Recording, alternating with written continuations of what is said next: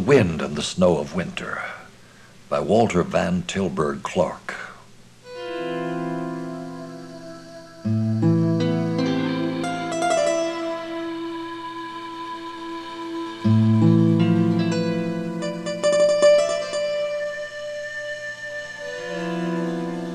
It was near sunset when Mike Bernine came onto the last pitch of the old wagon road which had led into Gold Rock from the east since the Comstock days.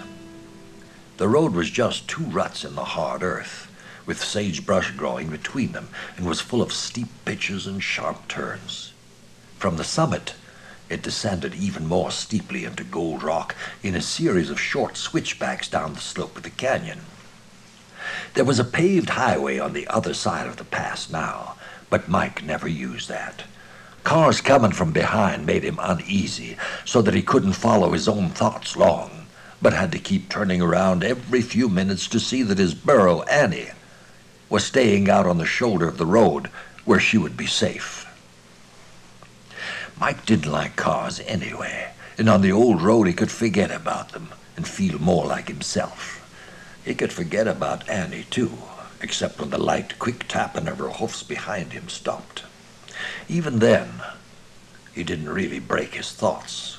It was more as if the tapping were another sound from his own inner machinery, and when it stopped, he stopped, too, and turned around to see what she was doing. When he began to walk ahead again at the same slow, unvarying pace, his arms scarcely swinging at all, his body bent a little forward from the waist, he would not be aware that there had been any interruption of the memory or the story that was going on in his head. Mike didn't like to have his stories interrupted, except by an idea of his own, something to do with prospecting, or the arrival of his story at an actual memory which warmed him to closer recollection or led into a new and more attractive story. An intense golden light, almost liquid, fanned out from the peaks above him and reached eastward under the gray sky, and the snow which occasionally swarmed across this light was fine and dry. Such little squalls had been going on all day, and still there was nothing like real snow down, but only a fine powder which the wind swept along until it caught under the brush, leaving the ground bare. Yet Mike Bernine was not deceived. This was not just a flurrying day, it was the beginning of winter. If not tonight, then tomorrow, or the next day. The snow would begin, would shut off the mountains, so that a man might as well be on a great plain for all he could see, perhaps even the snow which blinded a man at once and blanketed the desert in an hour. 52 years in this country had made Mike Bernine sure about such things, although he didn't give much thought to them, but only to what he had to do because of them. 3 nights before, he had been awakened by a change in the wind.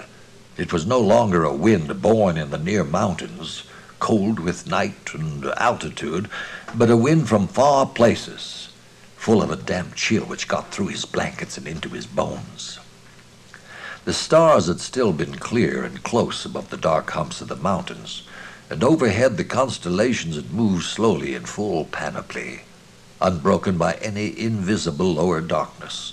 Yet he had lain there half awake for a few minutes, hearing the new wind beat the brush around him, hearing Annie stirring restlessly and thumping in her hobble.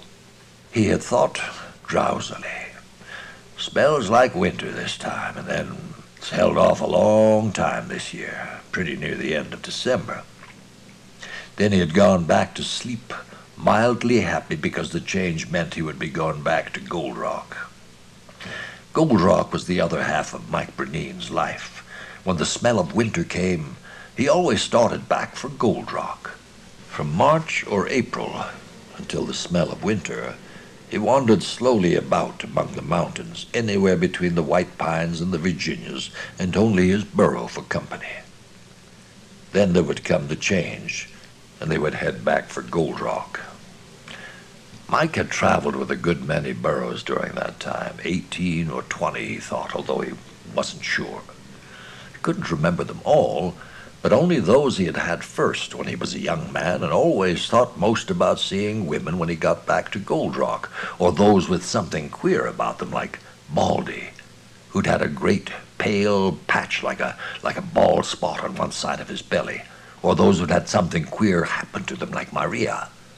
He could remember just how it had been that night. He could remember it as if it were last night. It had been in Hamilton. He had felt unhappy because he could remember Hamilton when the whole hollow was full of people and buildings and everything was new and active. He had gone to sleep in the hollow shell of the Wells Fargo building, hearing an old iron shutter banging against the wall in the wind. In the morning, Maria had been gone. He had followed the scuffing track she made on account of her loose hobble, and it had led far up the old snow-gullied road to Treasure Hill, and then ended at one of the black shafts that opened like mouths right at the edge of the road. A man remembered a thing like that. There weren't many burrows that foolish, but burrows with nothing particular about them were hard to remember, especially those he had had in the last 20 years or so, when he had gradually stopped feeling so personal about them and had begun to call all the Jennies Annie and all the burrows Jack. The clicking of the little hoofs behind him stopped, and Mike stopped too and turned around. Annie was pulling at a line of yellow grass along the edge of the road. "Come on, Maria," Mike said patiently.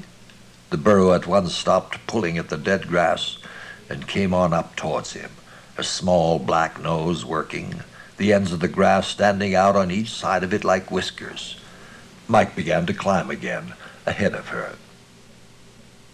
It was a long time since he had been caught by a winter, too. He could not remember how long. All the beginnings ran together in his mind, as if they were the beginning of one winter so far back that he had almost forgotten it.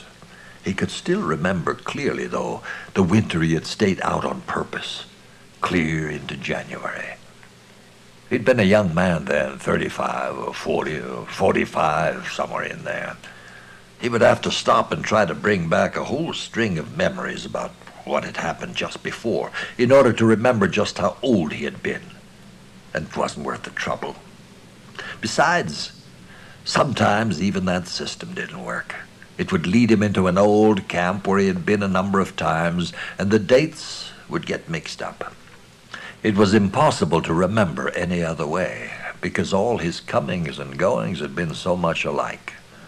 He had been young, anyhow, and not much afraid of anything except running out of water in the wrong place, not even afraid of the winter.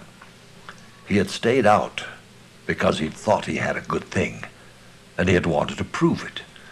He could remember how it felt to be out in the clear winter weather on the mountains, the pinyon trees and the junipers weighed down with the feathery snow and making sharp blue shadows on the white slopes.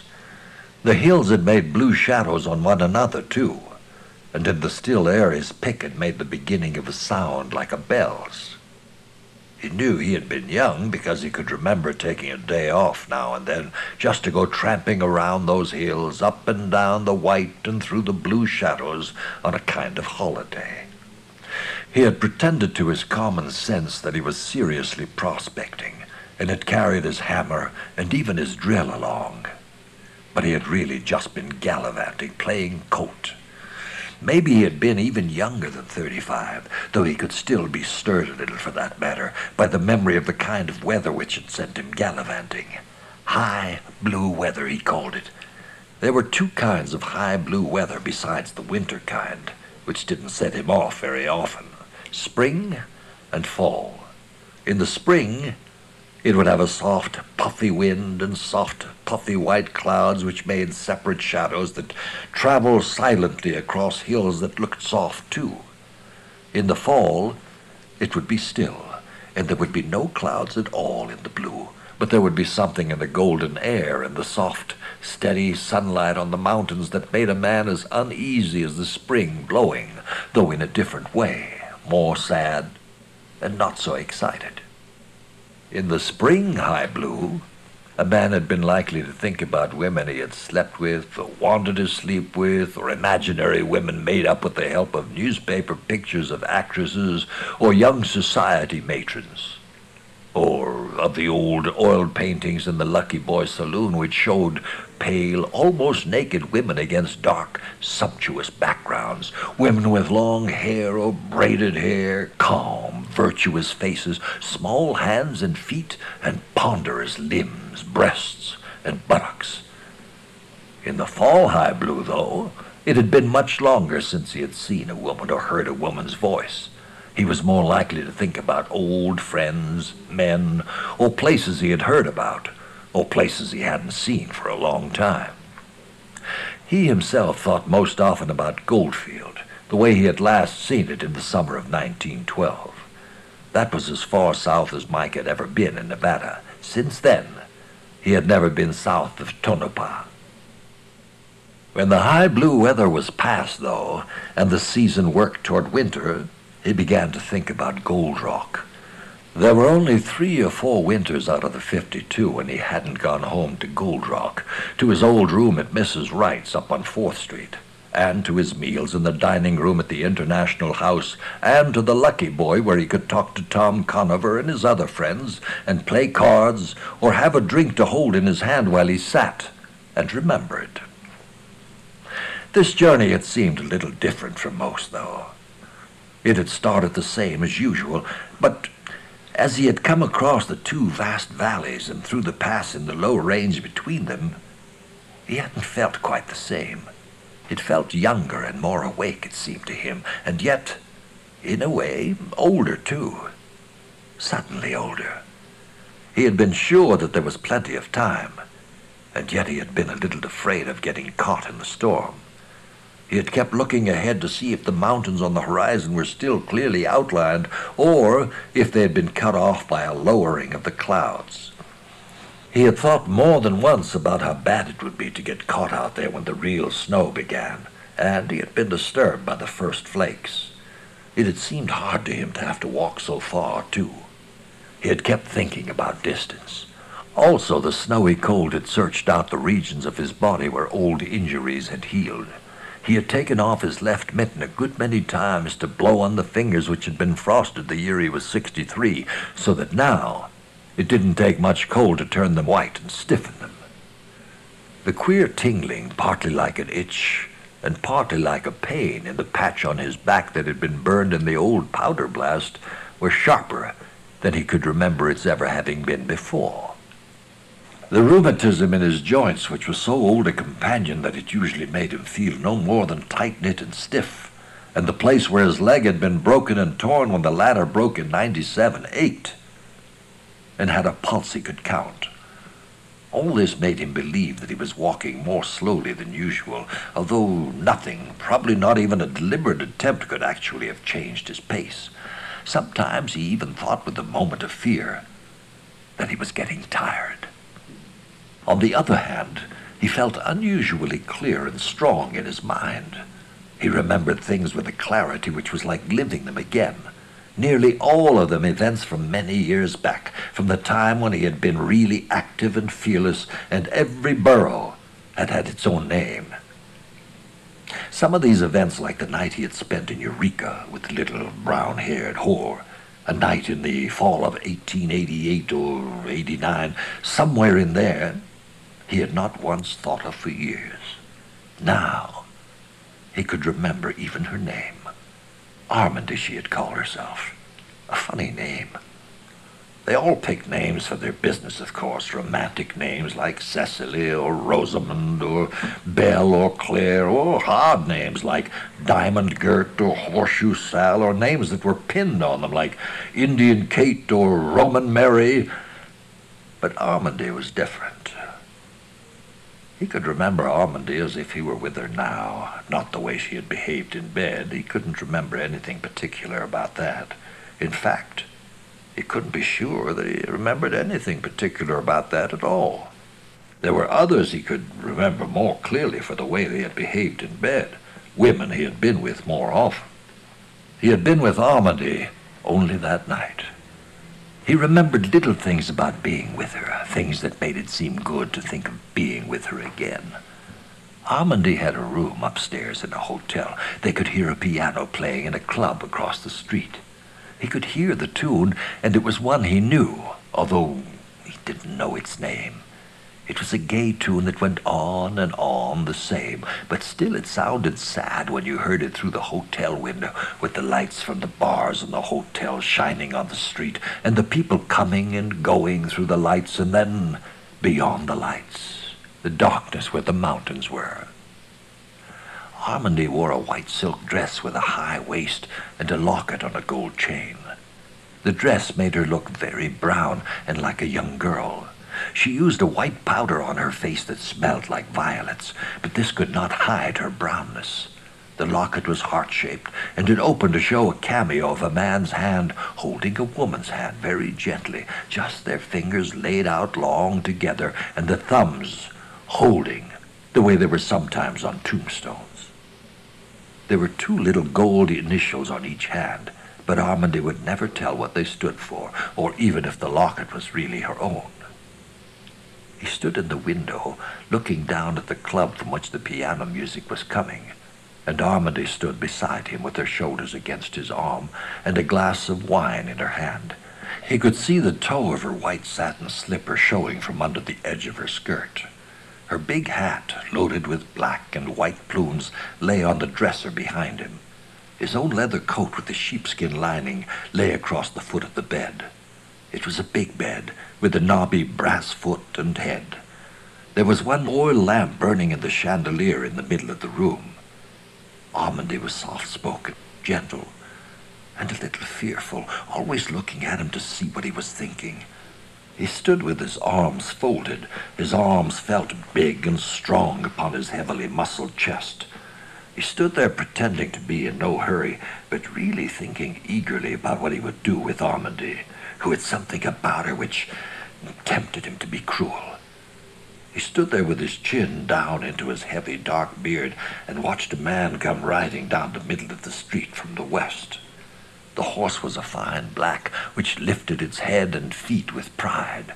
The man sat very straight with a high rein, and something about his clothes and hat made him appear to be in uniform, although it wasn't a uniform he was wearing. The man also saluted his friends upon the sidewalks like an officer, bending his head just slightly and touching his hat instead of lifting it.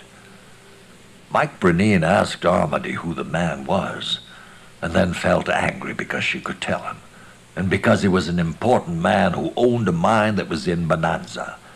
He mocked the airs with which the man rode in his princely greetings. He mocked the man cleverly, and Armandi laughed and repeated what he said and made him drink a little of her wine as a reward.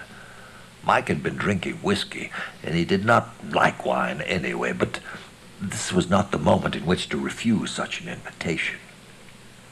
Old Mike remembered all this, which had been completely forgotten for years. He could not remember what he and Armandi had said, but he remembered everything else, and he felt very lonesome for Armandi, and for the room with the red-figured carpet and the brass chandelier with oil lamps in it, and the opened window with the long tune coming up through it, and the young summer night outside on the mountains. This loneliness was so much more intense than his familiar loneliness that it made him feel very young. Memories like this had come up again and again during these 3 days. It was like beginning life all over again. It had tricked him into thinking more than once, next summer I'll make the strike, and this time I'll put it into something safe for the rest of my life and stop this fool wandering around while I've still got some time left. A way of thinking which he had really stopped a long time before. It was getting darker rapidly in the pass. When a gust of wind brought the snow against Mike's face so hard that he noticed the flakes felt larger, he looked up. The light was still there, although the fire was dying out of it, and the snow swarmed across it more thickly. Mike remembered God. He did not think anything exact. He did not think about his own relationship to God. He merely felt the idea as a comforting presence. He'd always had a feeling about God whenever he looked at a sunset, especially a sunset which came through under a stormy sky. It had been the strongest feeling left in him until these memories like the one about Ormandy had begun. Even in this last pass, his strange fear of the storm had come on him again a couple of times, but now that he looked at the light and thought of God, it was gone. In a few minutes he would come to the summit and look down into his lighted city. He felt happily hurried by this anticipation. He would take the burro down and stable her in John Hammersmith's shed, where he always kept her. He would spread fresh straw for her and see that the shed was tight against the wind and snow, and get a measure of grain for her from John. Then he would go up to Mrs. Wright's house at the top of 4th Street and leave his things in the same room he always had, the one in front which looked down over the roofs and chimneys of his city, and across the east wall of the canyon from which the sun rose late. He would trim his beard with Mrs. Wright's shears and shave the upper part of his cheeks. He would bathe out of the blue Boland pitcher and wipe himself with a towel with yellow flowers on it, and dress in the good dark suit and the good black shoes with the gleaming box toes and the good black hat which he had left in the chest in his room. In this way, he would perform the ceremony which ended the life of the desert and began the life of Gold Rock. Then he would go down to the International House and greet Arthur Morris in the gleaming bar and go into the dining room and eat the best supper they had, with fresh meat and vegetables and new-made pie and 2 cups of hot, clear coffee. He would be served by the plump, blonde waitress who always joked with him and gave him many little extra things with his first supper, including the drink which Arthur Morris always sent in from the bar. At this point, Mike Bernine stumbled in his mind, and his anticipation wavered. He could not be sure that the plump blonde waitress would serve him.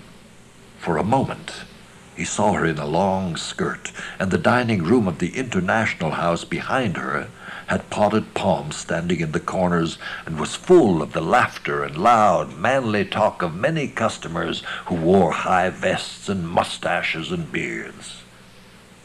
These men leaned back from tables covered with empty dishes. They patted their tight vests and lighted expensive cigars. He knew all their faces. If he were to walk down the aisle between the tables on his side, they would all speak to him. But he also seemed to remember the dining room with only a few tables, with oilcloth on them instead of linen, and with moody young men sitting at them in their work clothes, strangers who worked for the highway department or were just passing through, or talked mining in terms which he did not understand or which made him angry. No, it would not be the plump blonde waitress. He did not know who it would be. It didn't matter. After supper he would go up Canyon Street under the arcade to the Lucky Boy Saloon, and there it would be the same as ever. There would be the laurel wreaths on the frosted glass panels of the doors and the old sign upon the window, the sign that was older than Tom Conover, almost as old as Mike Bernine himself. He would open the door and see the bottles and the white women and the paintings and the card table in the back corner and the big stove and the chairs along the wall. Tom would look around from his place behind the bar. "Well, now," he would roar, "look who's here, boys." "Now, will you believe it's winter?" he would roar at them. Some of them would be the younger men, of course, and there might even be a few strangers, but this would only add to the dignity of his reception. And there would also be his friends. There would be Henry Bray with the gray walrus mustache, and Mark Wilton and Pat Gallagher. They would all welcome him loudly. "Mike, how are you anyway?" Tom would roar, leaning across the bar to shake hands with his big, heavy, soft hand with the diamond ring on it. "And what'll it be, Mike? The same?" he'd ask, as if Mike had been in there no longer than the night before. Mike would play that game too. "The same," he would say. Then he would really be back in Gold Rock. Never mind the plump blonde waitress.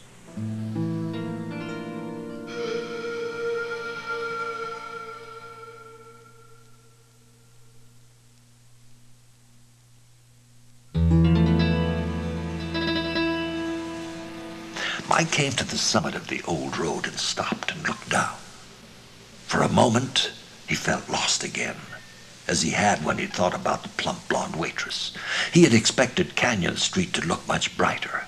He had expected a lot of orange windows close together on the other side of the canyon. Instead, there were only a few scattered lights across the darkness, and they were white.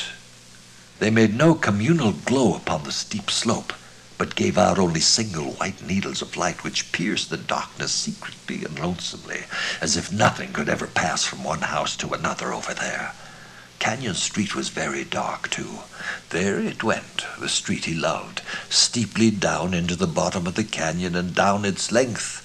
There were only the few streetlights more than a block apart, swinging in the wind and darting about in that cold, small light.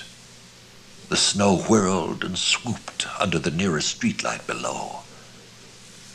"You are getting to be an old fool," Mike Bernine said out loud to himself, and felt better. This was the way Gold Rock was now, of course, and he loved it all the better. It was a place that grew old with a man that was going to die sometime, too. There could be an understanding with it. He worked his way slowly down into Canyon Street, with Annie slipping and checking behind him. Slowly, with the blown snow behind them, they came to the first built-in block and past the first dim light showing through a smudged window under the arcade.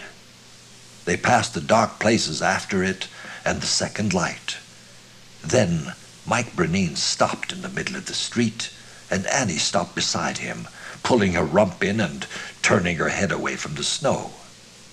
A highway truck coming down from the head of the canyon had to get way over onto the wrong side of the street to pass them. The driver leaned out as he went by and yelled, "Pull over, Pop! You're in town now!" Mike Bernine didn't hear him. He was staring at the Lucky Boy. The Lucky Boy was dark, and there were boards nailed across the big window that had shown the sign. At last, Mike went over onto the boardwalk to look more closely. Annie followed him, but stopped at the edge of the walk and scratched her neck against a post of the arcade. There was the other sign hanging crossways under the arcade, and even in that gloom, Mike could see that it said Lucky Boy and had a jack of diamonds painted on it. There was no mistake. The Lucky Boy sign and others like it under the arcade creaked and rattled in the wind. There were footsteps coming along the boards. The boards sounded hollow, and sometimes one of them rattled. Mike Bernine looked down slowly from the sign and peered at the approaching figure. It was a man wearing a sheepskin coat with the collar turned up around his head. He was walking quickly, like a man who knew where he was going and why and where he had been. Mike almost let him pass. Then he spoke. "Say, fella!" He even reached out a hand as if to catch hold of the man's sleeve, though he didn't touch it. The man stopped and asked him patiently, "Yeah?" And Mike let the hand down again slowly. "Well, what is it?" the man asked. "Oh, I don't want anything," Mike said. "I got plenty."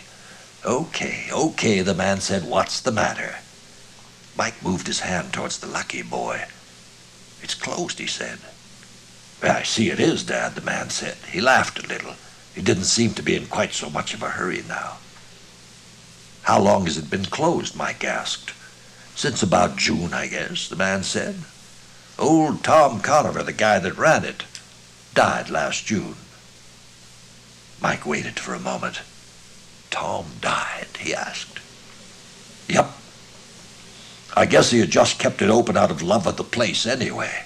There hasn't been any real business for years. Nobody cared to keep it open after him."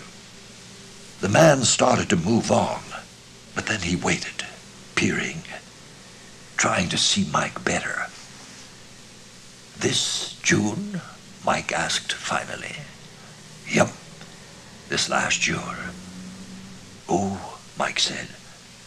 Then he just stood there. He wasn't thinking anything. There didn't seem to be anything to think. "You knew him?" the man asked. 30 years, Mike said. No, more than that," he said, and started to figure out how long he had known Tom Conover, but lost it.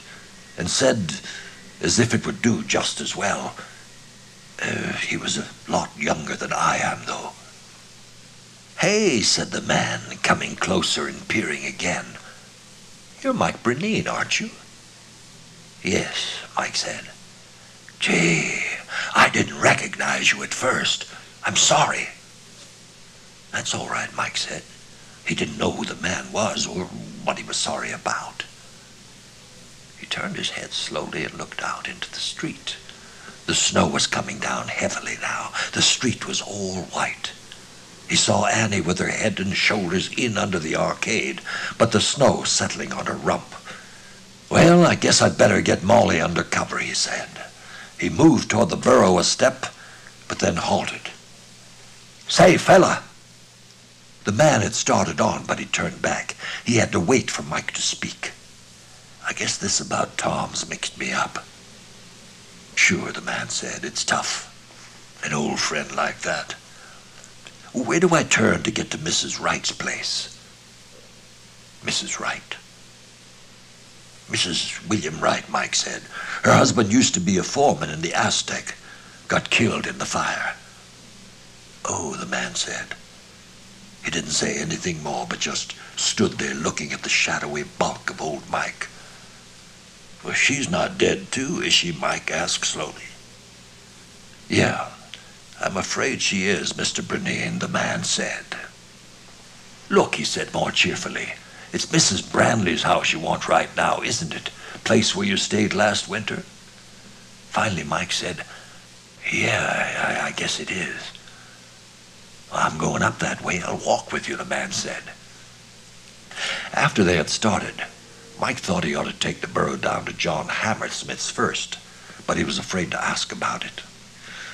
They walked on down Canyon Street, with Annie walking along beside them in the gutter. At the first side street they turned right and began to climb the steep hill toward another of the little street lights dancing over a crossing. There was no sidewalk there, and Annie followed right at their heels. That one street light was the only light showing up ahead. When they were halfway up to the light, Mike asked, "She die this summer too?" The man turned his body half around so that he could hear inside his collar. "What?" "Did she die this summer too?" "Who?" "Mrs. Wright," Mike said. The man looked at him, trying to see his face as they came up towards the light. Then he turned back again, and his voice was muffled by the collar. "No, she died quite a while ago, Mr. Bernine." "Oh," Mike said finally. They came up onto the crossing under the light, and the snow-laden wind whirled around them again. They passed under the light, and their three lengthening shadows before them were obscured by the innumerable tiny shadows of the flakes.